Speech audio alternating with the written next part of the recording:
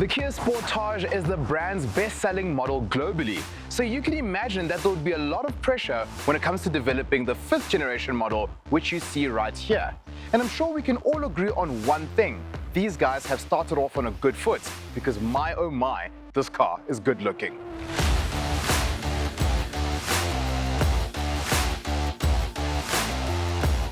One word can be used to sum up the design of this car, and that is radical.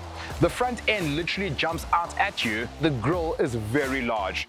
We see the use of sharp lines when it comes to the LED lighting technology, and although it may look a bit strange, I think it actually works. The same goes for the rear of the car, where we see a very dynamic and agile lighting design, and when you look at the package overall, it really gives you a strong design that will make sure that you are not missed in traffic. If you want to fly under the radar, this is not the car for you. The new Sportage is also larger than the vehicle it replaces, and you can see that by just looking at the vehicle. But where it's going to count the most for many consumers is here. We've got 591 litres at our disposal. That is plenty of boot space for a car like this. The benefits of this model being bigger is seen when you're sitting at the back here. I've got plenty of legroom and I've got plenty of headroom. As a backseat occupant, I've got all the creature comforts I want. For instance, I've got air vents here at the back. I've got USB-C ports on both sides. And if I want to, I can even move this front chair back and forwards. But overall, this is definitely a cabin that is suited for backseat occupants to travel in here for a long time with ease.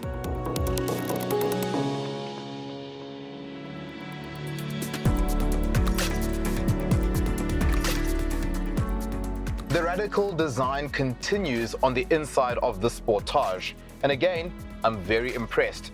We've got this design that is very driver orientated in terms of this digital instrument cluster and the infotainment screen.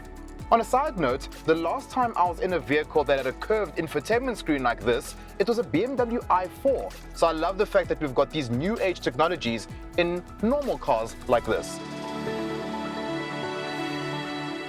This is the range-topping GT Line S, so you do get some added benefits in this car. For instance, I've got these heated and cooled seats, I've got this rotary dial that lets me shift by wire, and I've also got a slew of safety systems that come with this specific model. The good thing is that you don't have to have the top of the range model to get some cool interior features. Across the board, you've got this bar that if I press like this, you can toggle between the media controls and the aircon controls as well. You do get a very good list of standard features in the Sportage range as a whole.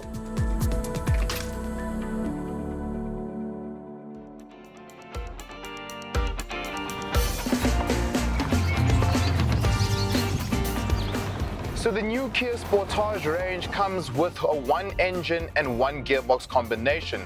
You've got a 1.6 turbocharged engine that is mated to a 7-speed double-clutch gearbox, and it offers 132 kilowatts and 265 newton meters. To me, that is plenty of power, especially for a car of this size, and the car does have enough oomph, so overtaking and driving day to day is going to be a pleasure. The only bugbear I have with double clutch transmissions is that they tend to get jerky. And personally, I do prefer the automatic gearboxes compared to the double clutch gearboxes because they tend to be smoother. The benefits of having a small capacity turbocharged engine is of course fuel economy. Now my colleagues have been able to get an average consumption figure around the 8s and 9s, but interestingly in this specific test model, we have been getting higher fuel consumption figures, around about the 10s and 11s and sometimes 12s. The car does tend to ride firmer than usual. As a result of that, you've got a car that feels quite poised on the road, and I enjoy that especially for city driving because sometimes you need to take corners that are a bit tighter or you need to do maneuvers where you don't have a lot of space, and when you've got a car with this kind of suspension setup, it does make it easier to do that. From a pricing perspective, it starts off at 539,000 Rand, which is not bad within this range, but if you want the top of the range like the one that we're driving, you're going to spend 740,000 Rand, which is a lot of money in my opinion. Personally, I think it makes more sense to go for a more middle ground derivative, which does give you a fair amount of standard options, and of course, then you can forego some of the niceties that come in this top of the range model.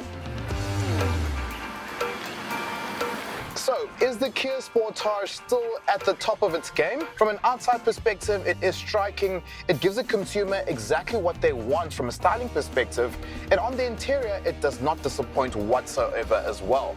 And what this car does is elevate the Sportage name even further, giving you a more premium product that really works well in the city and of course in the open road.